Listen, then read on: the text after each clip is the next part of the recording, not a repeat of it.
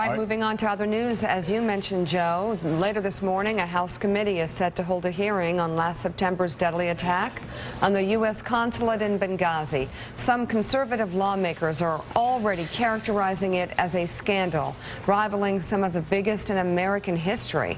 Senator Lindsey Graham said the dam is about to break. And from Congressman Steve King, if you link Watergate and Iran-Contra together and multiply it times 10, you're going to get where Benghazi is. Man, this is, I mean, come on, man. I mean, so, Chuck Todd, explain what's going on with people like Steve King, who, I was on the House floor and talked to a leading Republican the day that they got sworn in. And we were, at the time we were talking about taxes, we were talking about budgets, we were talking about all these other things. And this senior Republican, who I've got great respect for, said, Benghazi, this will turn the American people against Barack Obama. And I looked at my friend of 20 years, I said, are you kidding me? Yeah. Now, listen, I want the investigation. Sure. Wrongdoers need to be, but I don't understand why conservatives believe that this is somehow the holy grail politically. This is it, right? But they do. They do. I know. No, you're right. And there's sort of this. Let me just say it's again. It's a rallying. For the my word has become a rallying cry on the right. On the internet, if there is wrongdoing, I want it sniffed out, and I want them thrown in jail if they've committed crimes. Blah blah blah. But this, Chuck, is not the Republican pathway to victory in 2014. Explain what's going on in Washington with this conservative base that from the beginning has believed that Benghazi is their Watergate.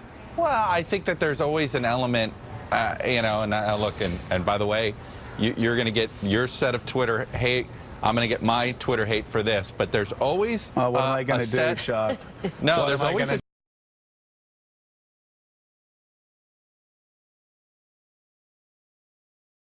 if they just have subpoena power, they can drag any president into scandal, and they can drag any president down, right, in some form or another. And you saw Democrats thought they were going to just drag Bush into every scandal they possibly could. Republicans did it a little bit with Clinton and impeachment and the sex scandal, obviously. Yeah, we did a little bit. Yeah, just a little bit with impeachment. So I think that there is this sense that, there's got to be something. They've got to be able to get this guy on scandal, rather than the fact that they won on the issues in 2010, right, when they were able to win on health care. You would say to yourself, wouldn't you rather win that way, number one? And is there really a there? For this conspiracy theory that some people believe is out there, that the White House was trying to downplay a terrorist attack because of the election, then they did a really poor job of it. Okay, Chuck. Because within 3 or 4 days, it was pretty clear to the entire world this was a terrorist attack from a group that has some sort of extremist al-Qaeda ties. Chuck, quick question that will add to the Twitter hate this morning, okay? This seems to revolve around the lack of military response to the American ambassador being killed and an attack ongoing in Benghazi. And it seems to revolve around what happened to the special ops troops, 4 of them, in Tripoli, and the F-16s and F-18s on the ground in Italy. Why weren't they revved up? So, on the witness list, Chuck, let me ask you, do we have the chairman of the Joint Chiefs of Staff or the head of the Tampa Special Operations Command? Are they on the witness list? No, I mean, this is just about these the State Department folks. This is about politics. Look, and I think that Greg Hicks is potentially a very credible witness here. He's somebody within the State Department, a career Foreign Service officer. But I think sometimes we forget what was going on at that time.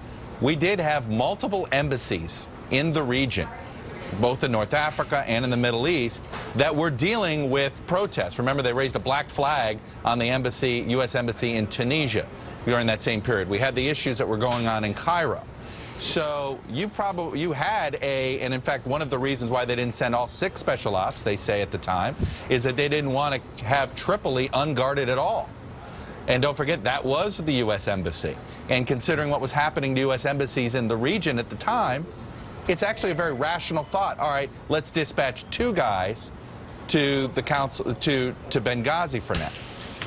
Yep. So Again, and as we go to break, move past this, and by the way, it's on the cheat sheet, the Daily Beast right now, House to reveal new Benghazi evidence.